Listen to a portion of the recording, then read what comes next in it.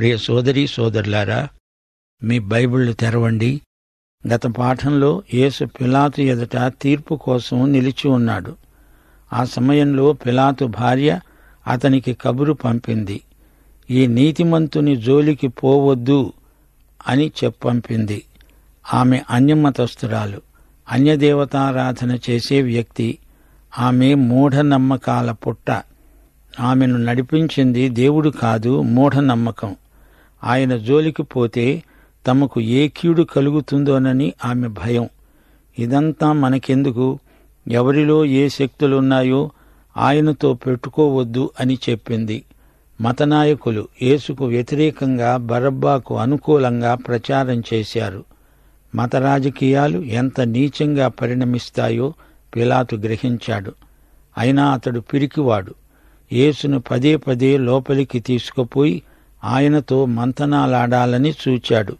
ప్రభువు తనను తాను సమర్థించుకునే ప్రయత్నం చెయ్యలేదు. అసలు సంగతి ఏమిటంటే, పిలాతే ముద్దాయి, యేసు ప్రభువే న్యాయాధిపతి. యేసుతో నేను ఏమి చేసేది అని అడుగుతున్నాడు పిలాతు. యేసుతో ఏమి చెయ్యాల్సింది పిలాతుకు తెలియకపోతే, పిలాతుతో ఏమి చెయ్యాల్సింది నిత్యత్వంలో యేసుకు తెలుసు. మీరే చూచుకోండి అని చేతులు కడుక్కుంటే సరిపోదు. అతడు స్వయంగా తీర్మానం చేసుకోవాలి. అతని హృదయం యేసు రక్తంతో కడగబడాలి. పిలాతు యేసును తిరస్కరించాడు. 27వ వచనం. అప్పుడు అధిపతి యొక్క సైనికుడు యేసును అధికార మందిరములోనికి తీసుకొని పోయి ఆయన వద్ద సైనికులనందరినీ సమకూర్చాడు.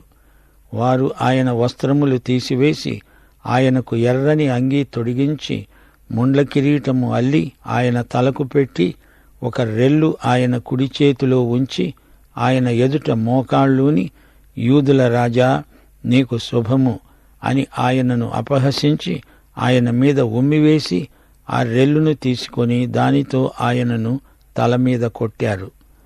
ఆయనను అపహసించిన తరువాత ఆయన మీద ఉన్న ఆ అంగీని తీసివేసి ఆయన వస్త్రములు ఆయనకు తొడిగించి సిలువ వేయటానికి ఆయనను తీసుకొని పోయారు. వారు వెళుతూ ఉండగా కురేనీయుడైన సీమోను అనే ఒకడు కనబడగా ఆయన సిలువ మోయడానికి అతన్ని బలవంతం చేశారు. వింటున్నారా? గుంపు మనస్తత్వం వేలం వెర్రి. వారికి యుక్తాయుక్త విచక్షణ ఉండదు. సిపాయిలు యేసుతో ఆడుకుంటున్నారు.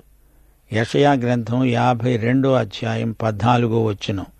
నిన్ను చూచి ఏ మనిషి రూపము కంటే అతని ముఖమును, నరరూపము కంటే అతని రూపమును చాలా వికారమని చాలామంది ఏలాగు విస్మయం పొందారో అలాగే అతడు అనేక జనములను చిలకరించాడు. ఆయన ఎంతో బలహీనమైపోయాడు. సిలువ మొయ్యలేకపోతున్నాడు. సిపాయిలు ఆయనను ఆ విధంగా కొట్టి విడిచారు. వారు కపాల స్థలమనే అర్థమిచ్చే గొల్గొతా అనబడిన చోటికి వచ్చి చేదు కలిపిన ద్రాక్షరసమును ఆయనకు త్రాగటానికి ఇచ్చారు. గాని ఆయన దానిని రుచి చూచి త్రాగటానికి ఇష్టపడలేదు. వారు ఆయనను సిలువ వేసిన పిమ్మట చీట్లు వేసి ఆయన వస్త్రములు పంచుకున్నారు.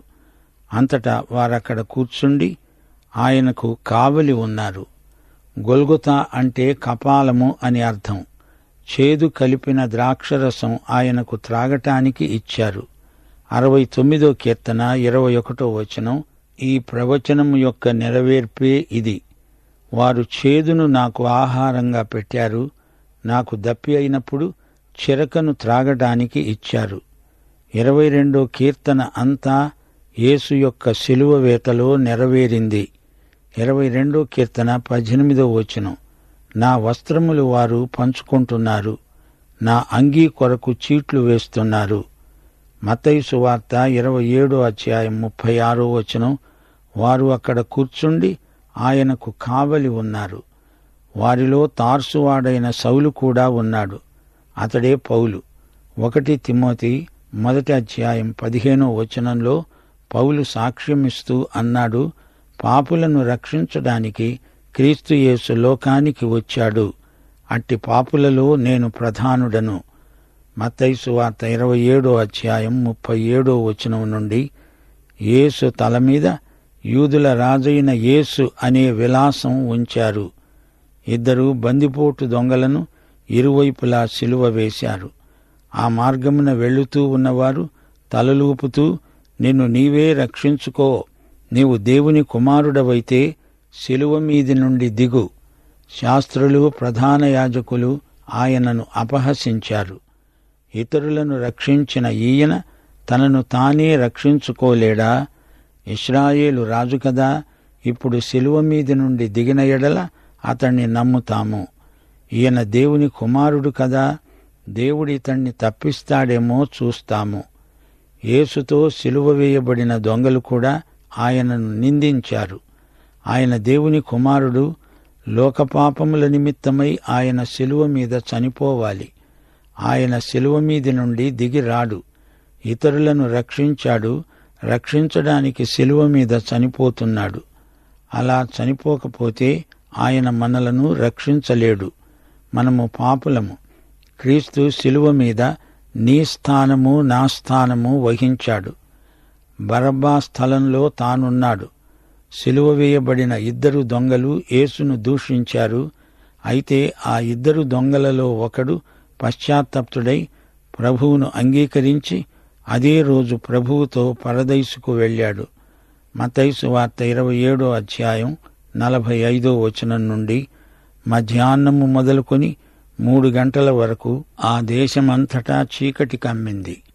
3 గంటలప్పుడు యేసు బిగ్గరగా కేక వేస్తూ అన్నాడు, నా దేవా, నా దేవా, నన్నెందుకు చెయ్యి విడిచావు?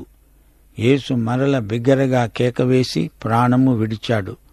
అప్పుడు దేవాలయపు తెర పైనుండి క్రింది వరకు 2గా చినిగింది. భూమి వణికింది. బండలు బద్దలయ్యాయి. సమాధులు తెరువబడ్డాయి. నిద్రించిన అనేక మంది పరిశుద్ధుల శరీరములు లేచాయి. భూకంపం కలిగింది. శతాధిపతి, అతనితో ఉన్నవారు అది చూచి భయపడి చెప్పుకున్నారు, ఈయన నిజముగా దేవుని కుమారుడు. అనేక మంది స్త్రీలు దూరము నుండి ఇదంతా చూస్తున్నారు. 3 గంటలు యేసు శిలువ మీద ఉన్నాడు. అనగా అది ఉదయం 9 గంటల సమయం. మధ్యాహ్నం 12 గంటలకు వారు ఆయనను చిత్రవధ చేసి ముగించారు. ఆ తరువాత లోకమంతటా చీకటి కమ్మింది. అప్పుడు ప్రభు 22వ కీర్తనను ఉదహరించాడు. నా దేవా, నా దేవా, నన్నెందుకు చేయి విడిచావు? ఈ ప్రశ్నకు జవాబు 3వ వచనంలో ఉంది. ఆయన పరిశుద్ధుడు, ఇశ్రాయేలు స్తోత్రములపై ఆసీనుడై ఉన్నాడు. ప్రవచనాలను నెరవేర్చడానికి ఇది జరిగింది. 57వ వచనం. అరిమతయి యోసేపు యేసు శిష్యుడు. అతడు ధనవంతుడు. పిలాతును అడిగి యేసు దేహమును తీసుకువెళ్లడానికి అనుమతి పొందాడు. యేసు భౌతిక కాయమును తన కోసం తొలిపించుకున్న కొత్త సమాధిలో ఉంచాడు. సమాధి ద్వారం మీదికి పెద్ద రాయి పొర్లించి వెళ్లిపోయాడు.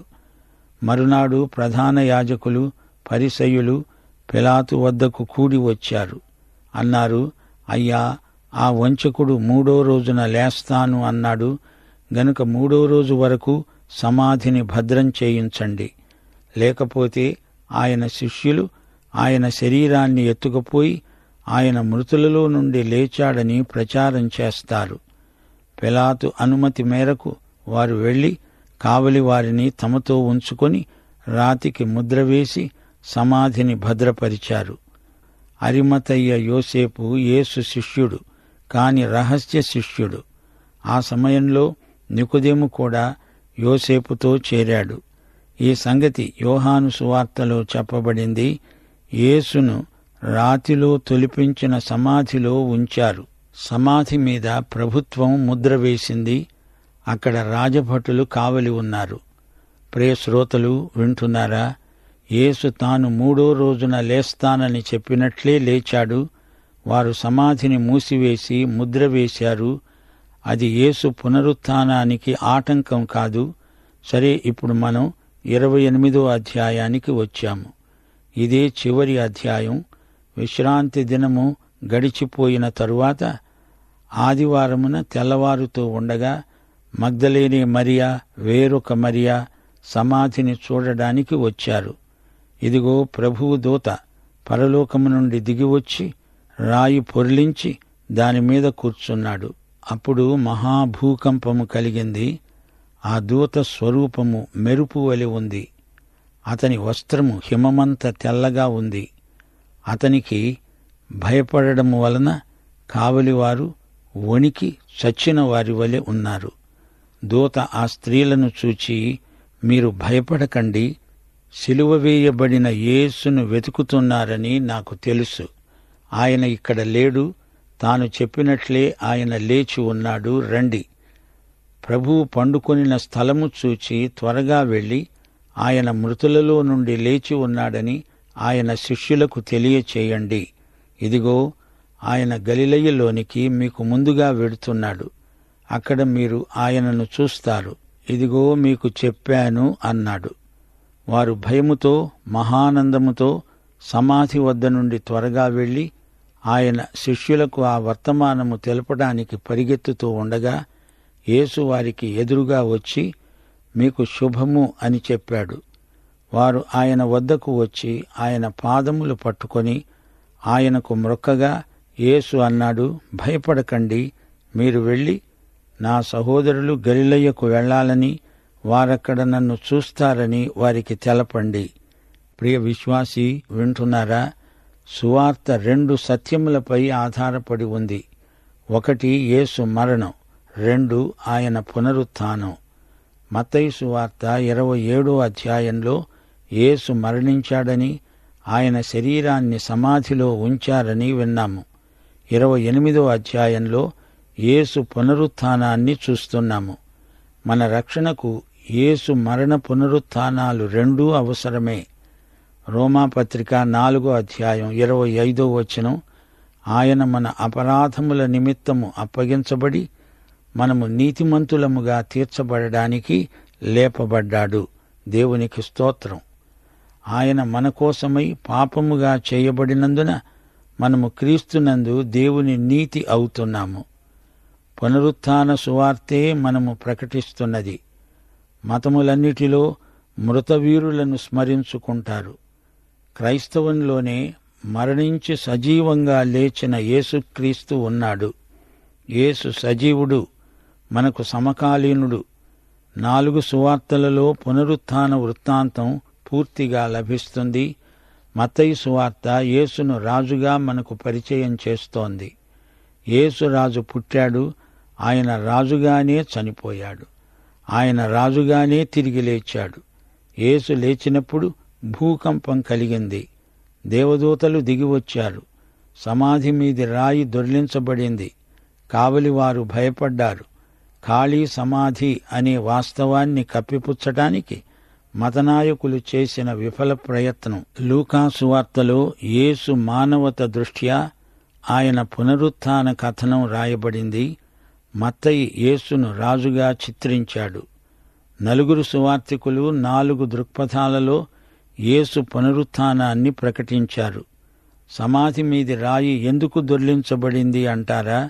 యేసు బయటికి రావటానికి కాదు, శిష్యులు లోపలికి వెళ్లి ఖాళీ